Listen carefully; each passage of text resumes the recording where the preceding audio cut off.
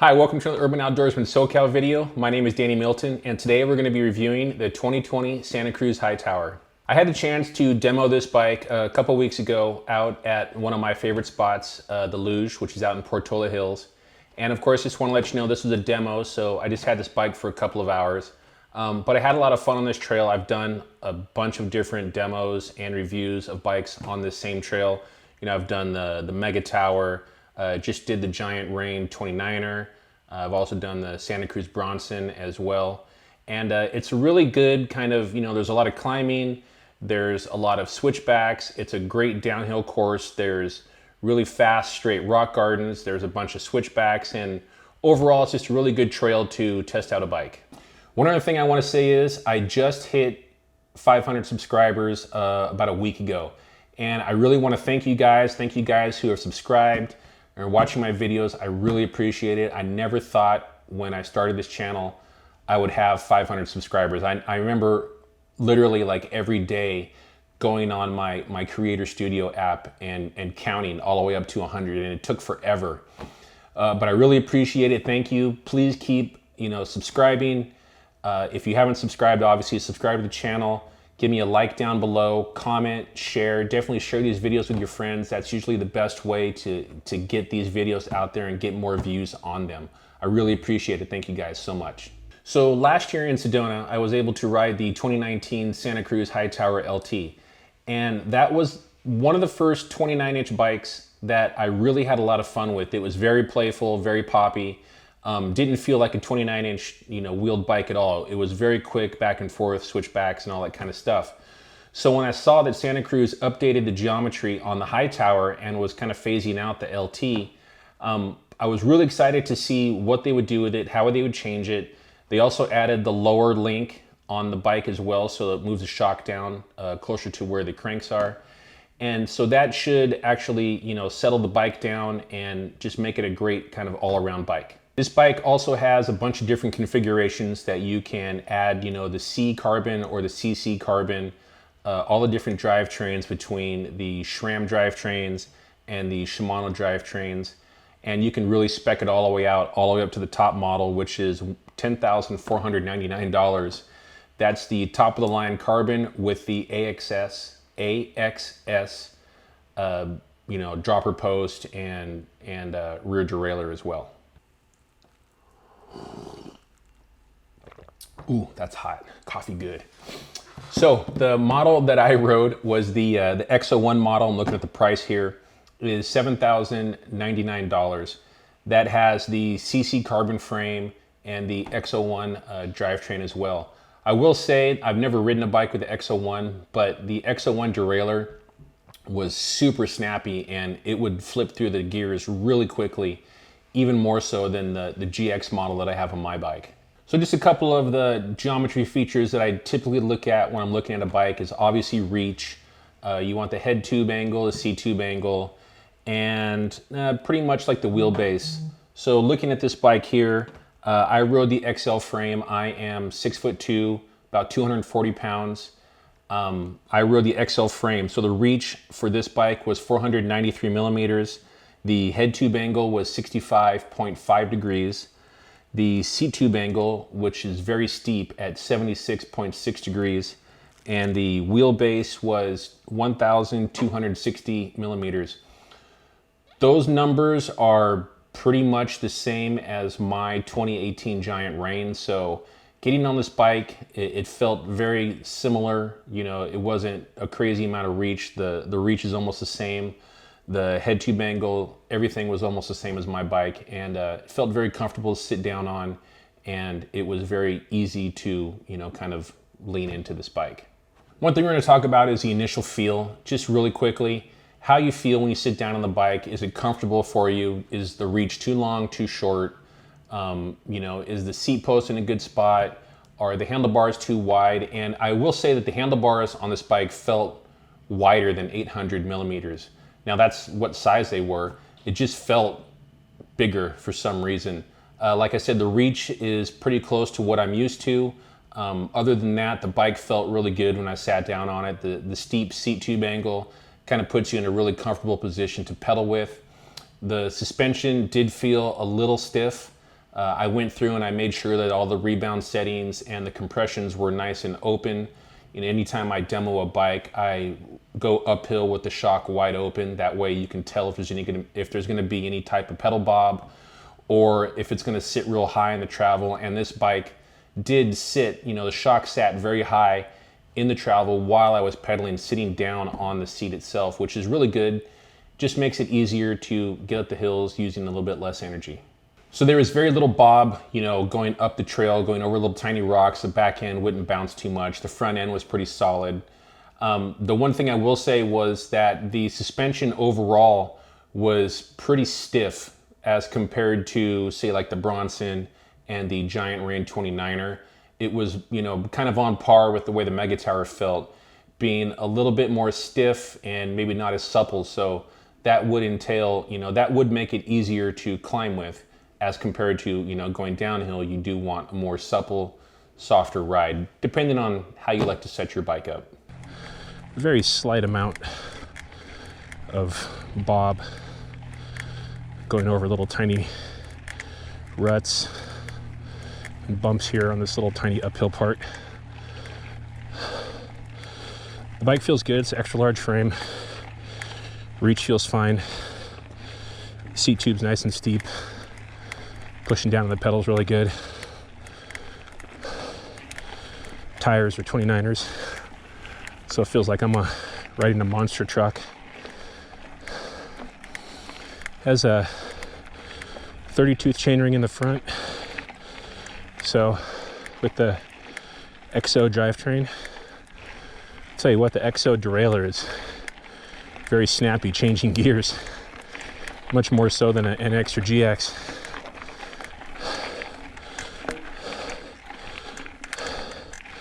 Fair amount of torque with this drivetrain setup. It's about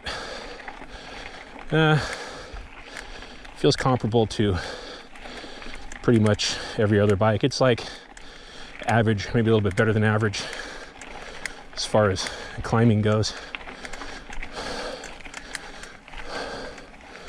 The front end's not coming up at all when I get into a little bit of a steeper part.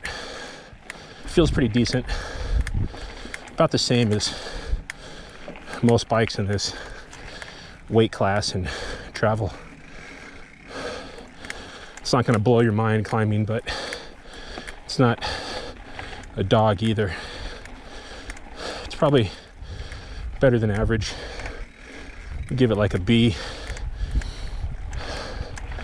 When I do go over a rock with the shock wide open, there is a lot of spring in the back end. First little downhill part. See how she feels. Front end feels a little tight.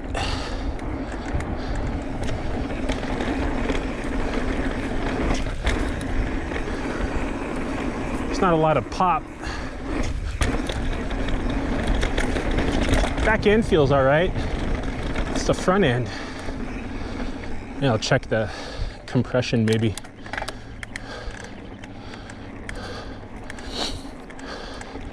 Front end felt a little stiff.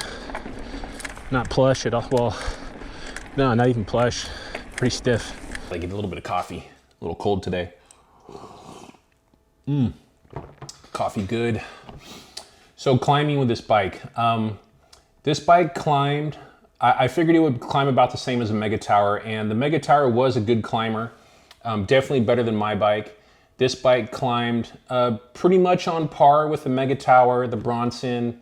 It climbed maybe a little bit better than the Giant Rain 29er, pretty comparable.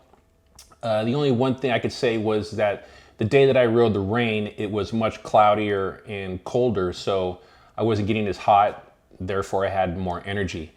The day I rode the Hightower, it was a little hotter that day. So, you know, get hotter, you're gonna expend more energy. But it did climb well. All right, so big climb of the trail. Going up on the Bronson. I'm in the Eagle gear. Let's see what we can do here.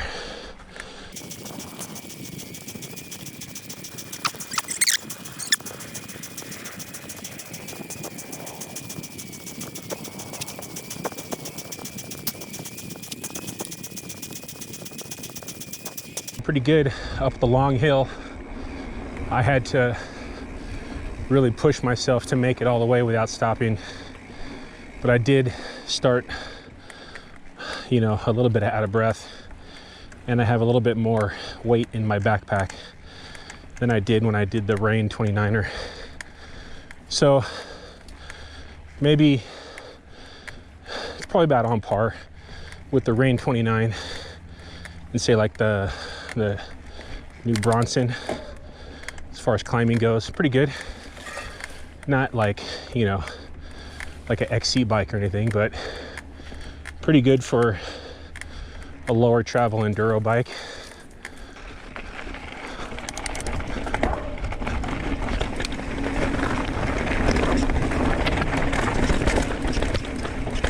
Woo! Oh, front end is not working so well. It's pretty harsh, not very smooth. I mean, it's doing it, but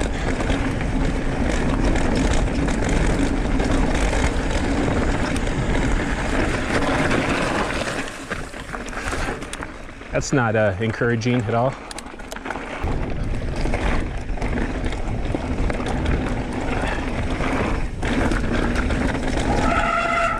Woo! Something got on the brakes.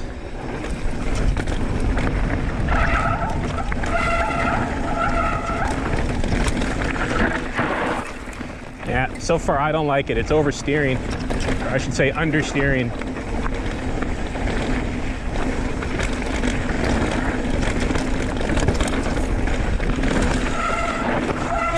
Woo! Back end got a little loose right there. To a flow.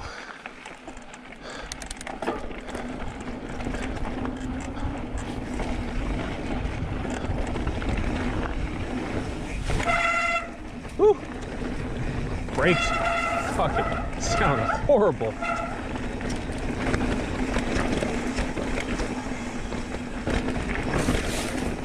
Ow, that was my arm.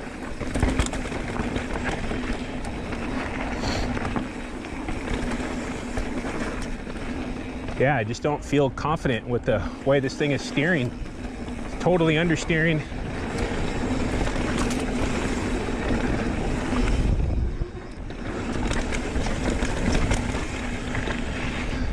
So I'm definitely not gonna push some hairpin turns like that.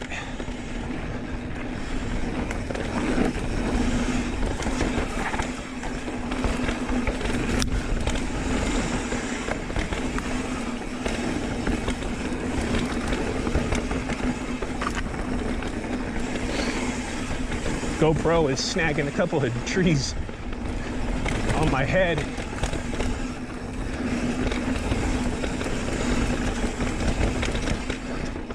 Yeah, just not, the front fork does not feel very supple at all.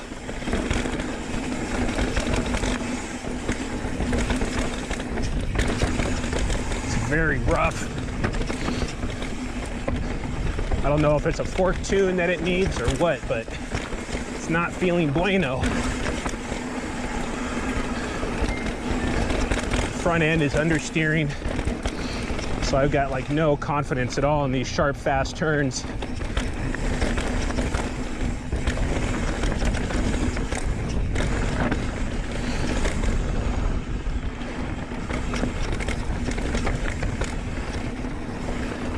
It's doing okay in some of this stuff now that I know it's going to understeer, but I'm definitely going a lot slower because I know it's going to do that. At speed, it's totally understeering for me. Whew. What's up, guys? You okay? Yeah, we're good. All right.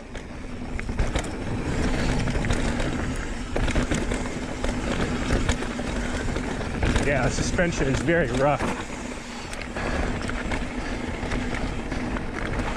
Maybe the shock tune is bad, or I just put too much air in it, but it was not supple in the least bit.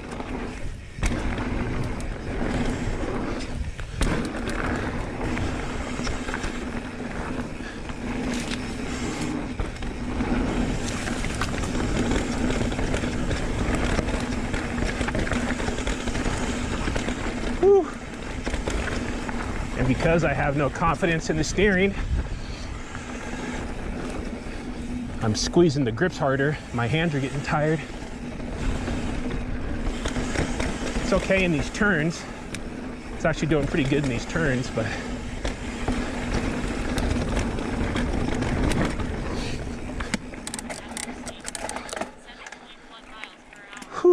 so quickly, and this is, you know, what most people want to know about, is how the bike felt going downhill. And I'm going to tell you that I didn't like this bike going downhill. It was a very similar ride experience to when I rode the Mega Tower. The Mega Tower, you know, it was one of the top of the line models that I rode, just like this Hightower was. I mean, this is a $7,000 bike. And what I'm going to say is that the front shock felt really stiff. At first I thought maybe that the compression was locked out, so I actually stopped, made sure the compression wasn't too high. It was just really, it felt like I was riding a bike with 120 millimeters of travel, not 150 millimeters of travel.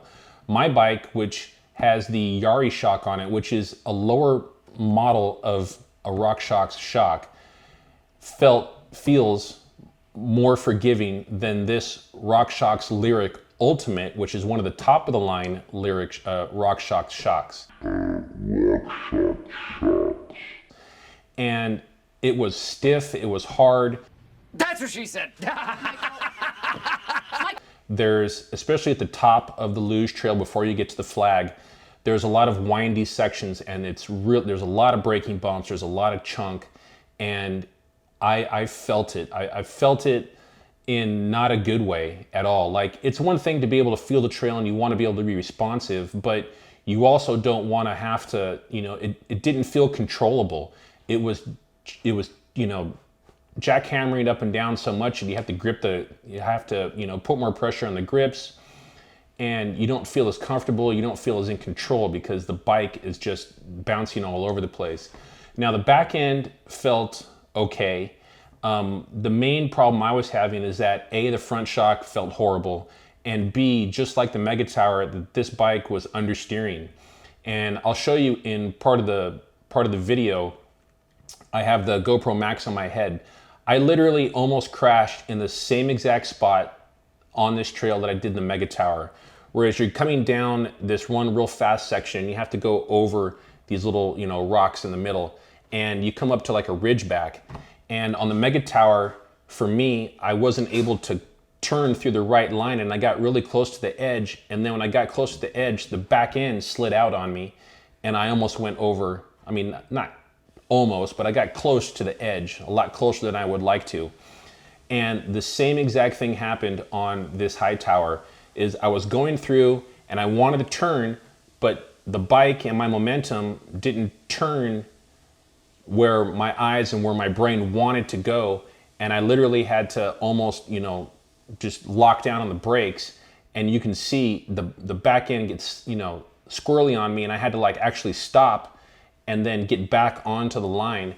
And it was just amazing to me how, like, in the literal same spot, both of these bikes just completely understeered for me and gave me absolutely no confidence at all. So on the rest of the downhill part, you know, past the flag, down the actual, you know, real part of the luge, like I said, the bike was understeering.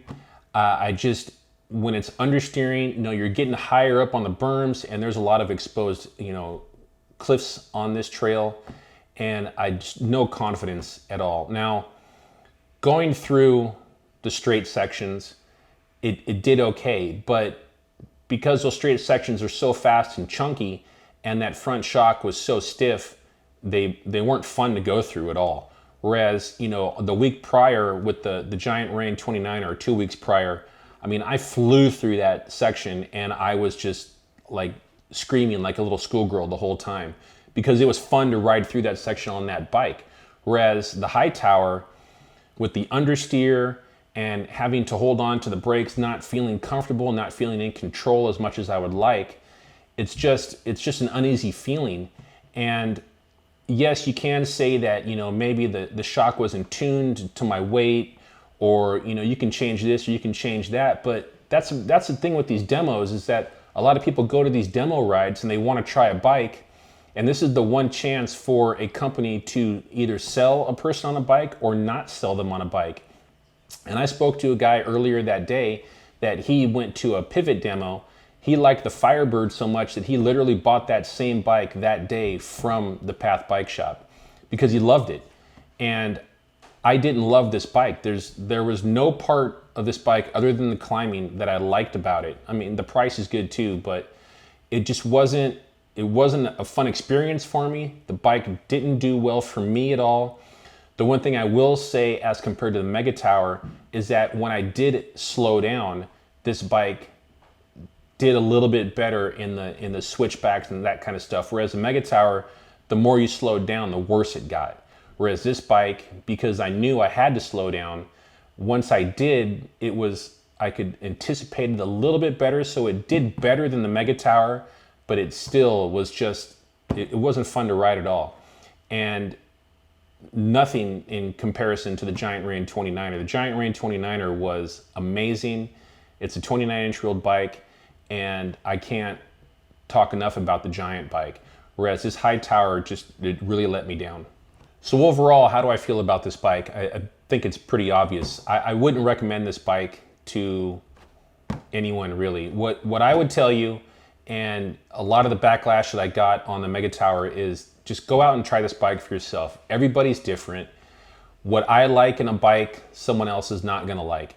Some people are all about 29ers. They don't care, how it rides, whatever. They're just gonna tell you it's faster than a 27.5-inch bike. For me, I like the way a 27.5 bike feels. If you can make a 29er feel like that and be faster, which 29ers are, I mean, if you get on a 29-inch bike, and especially if you're going through a straight rocky section, it feels like the bike's accelerating more so than a smaller wheeled bike, which I love. And like the Giant Rain 29er was amazing. This bike, not so much. I really hate doing reviews that I don't like the bike. I will say that this bike, it does have more going for it than just my negative comments. I mean, it's a great company. Santa Cruz makes great bikes. They have great warranties. They have great customer support. So if you do buy this bike and it's not working for you, call Santa Cruz, let them know what the problems are. They will help you try to figure out and get this bike working for you. It didn't work for me. Like I said, this was just a demo. I only had this bike for a couple of hours.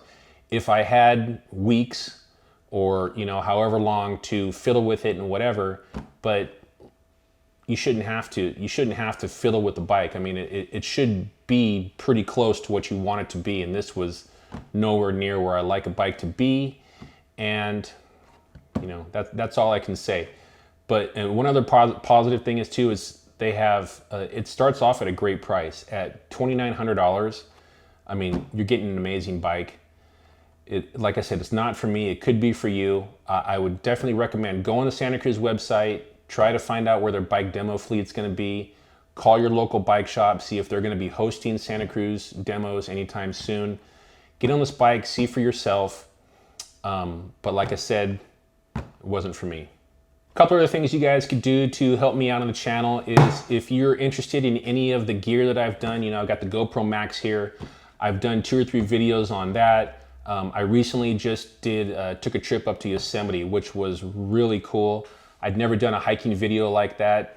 Check out that video as well. Also, click on one of these videos up in the corners. One's going to be the Yosemite video. Please check that out. I'm really proud of that video. Very cinematic. It's a little bit different than what I've normally done. Also, check out the box in the other corner. That's what YouTube's going to send you to. And always click on that logo in the center, the Urban Outdoorsman SoCal logo, to subscribe. Thanks a lot.